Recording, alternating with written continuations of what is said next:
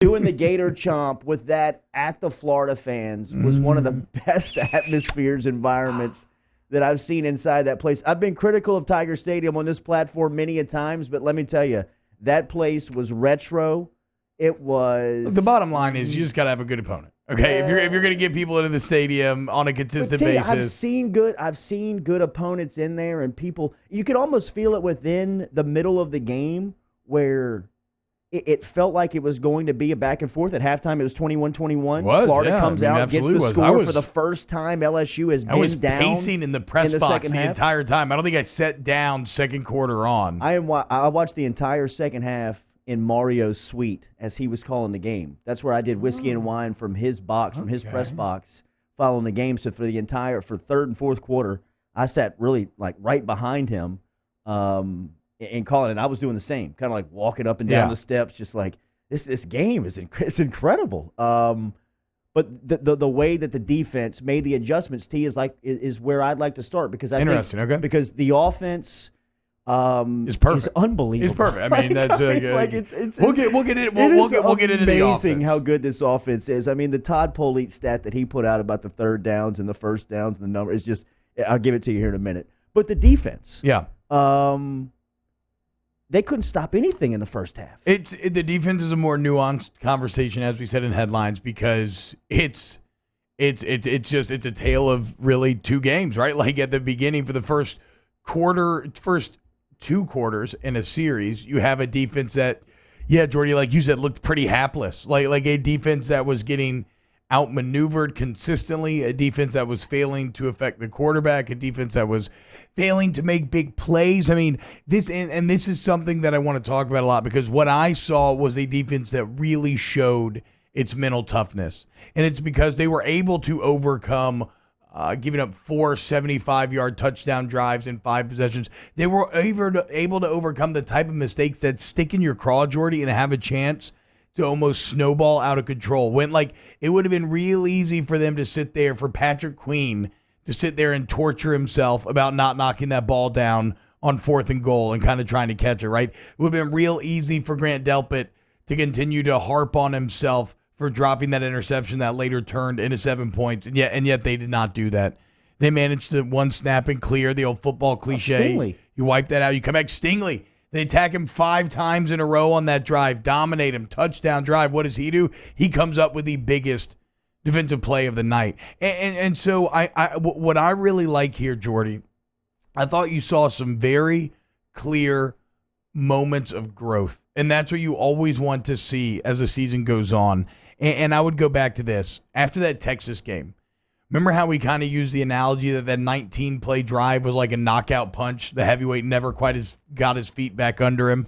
He was staggered, and that was really the tale of the night. Well, 4 75-yard drives in 5 possessions, 3 of them over 10 plays long, where you are just getting carved up in chunks. That felt like it could have been a knockout punch. Like that could have been a very similar situation, and yet instead this time you had the defense really plant their feet and not just start playing good, but then completely flip the script to where they start dominating. Now, look, I have questions. Like, I don't know. It is weird because everybody and their mom was asking, why is LSU only bringing 3 or 4? Why are they prioritizing coverage? Why are they playing zone?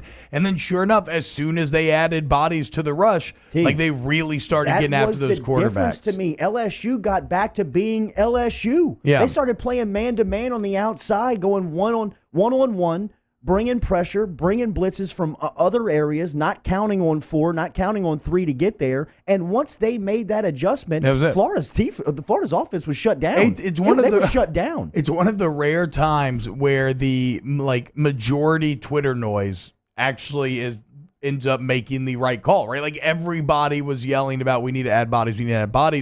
And sometimes that can get you into trouble. Like I guess my only question is, because it worked so drastically well, and just because it seemed to make so much sense. I mean, you have Kyle Trask and Emory Jones on the other side of the ball. Why would you not try to confuse them and rely and speed things up and rely on your one-on-ones. It just I still don't really have a great answer for why it took so long to get there. So one of the new bodies that they may have found bringing pressure is Marcel Brooks. We played the highlight of Chris Blair in the network Saturday night calling that big sack in the third quarter that he had. Here is Ogeron talking about his true freshman and what he can bring to the defense.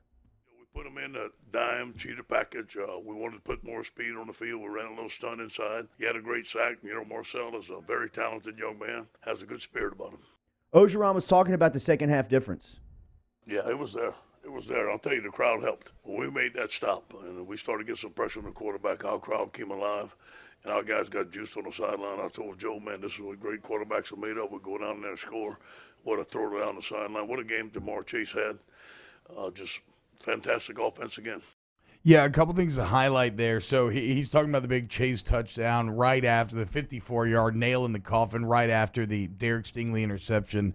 I got to give one of my friends credit here. Saturday morning, I was sitting there drinking coffee. Everybody's in town for the big game. Talking to my boy Will Blackwell, former LSU All-American. And he was saying, we were watching some game, and he was talking about how he thinks that coaches don't often enough use a momentum timeout. They don't like a basketball timeout. You see it in basketball all the time. They have more timeouts to work with, obviously, right? I was disagreeing with him. I was like, I don't know, man. I mean, timeouts are so valuable. We've seen that this year with like the Saints and everything. What having one timeout, how that opens up the field at the end of games. I basically told him I thought he was wrong. Well, fast forward to Saturday night, you saw a momentum timeout pay huge dividends. Florida's marching down, trying to tie it up at 35 apiece. LSU's on its heels once again. They're kind of reeling.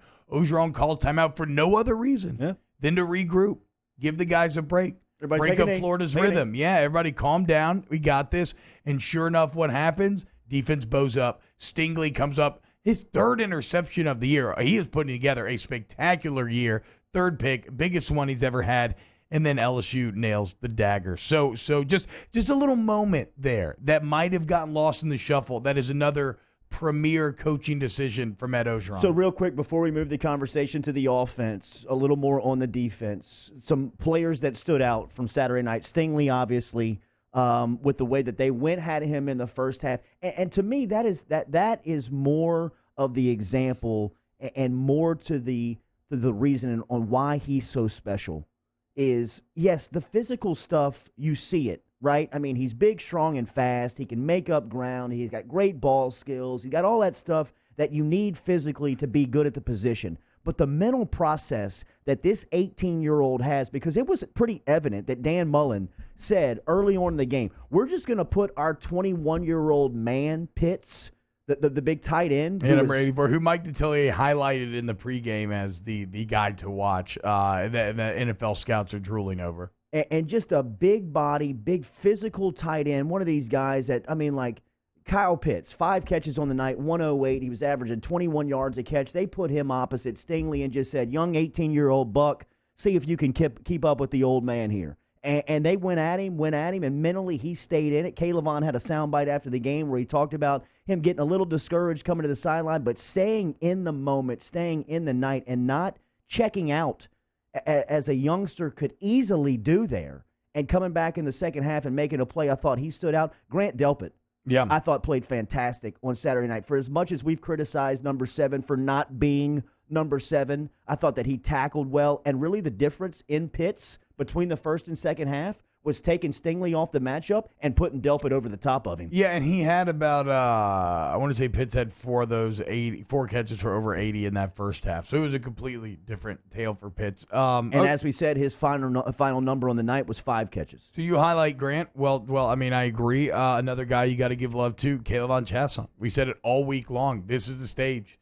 This is where you got to be at your best. Well, okay. He leads LSU in tackles, 3 TFLs, 1 sack, dominant night. Drew the big holding that really changed everything, right? You talked about that before the game, though. When Florida was in the zone. That's when the momentum kind of shifted. Yes, absolutely. Because at that point in the game, it truly was. I tweeted this kind of tongue-in-cheek, but kind of felt real. It was like, okay, next team that gets a stop wins, right? I mean, that's how those offenses were playing. And sure enough, Caleb Vaughn's threat, his speed rush, draws the holding, takes away 20 yards, becomes like a net negative 40-yard play for Florida, and they just like I said, they never quite recovered from it. So Kayvon Chasson did everything and then some that you needed him to. You mentioned mental toughness. Real quick on this, I thought you saw it in the defense as a whole. I mentioned surviving the 4 75-yard drives. The defense was on the field for 84 plays, and yet they only got stronger as the game went on. That's a point of growth. If you look from Texas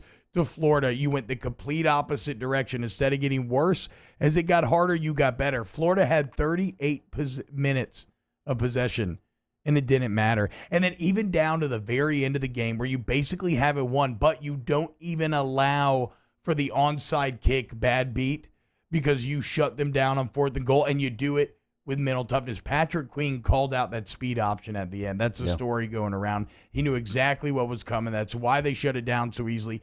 After 84 plays and 38 minutes of being on the field, to have that level of awareness for your game preparation to help you out in that moment, that's mental toughness, that's physical toughness. That's exactly what you want out of your linebacker. And, that's even like the walkthrough room. That's why they have that room is for situations like that. So it's a hell of a job, a hell of a second half by this LSU defense. The LSU offense on Saturday night let's get there. Only faced 4 third downs, which is the fewest in program history since 1978.